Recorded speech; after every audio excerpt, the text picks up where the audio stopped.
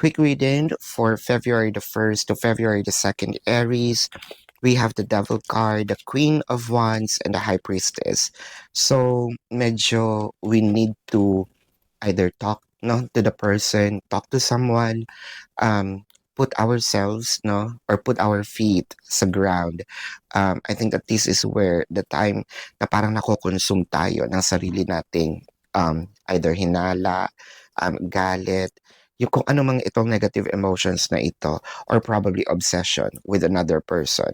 So, it felt like you need to balance things out kasi ito yung mga days na mafe-feel mo na there is imbalance no sa inyo or parang you're derailed to the past, medyo distracted tayo.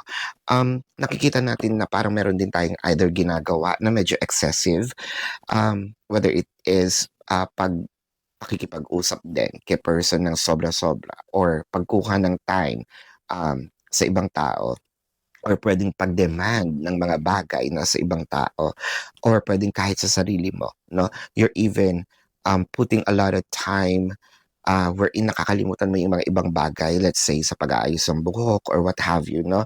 But this is your quick reading, Aries, for February the 1st to February the 2nd. Predicting future isn't my purpose.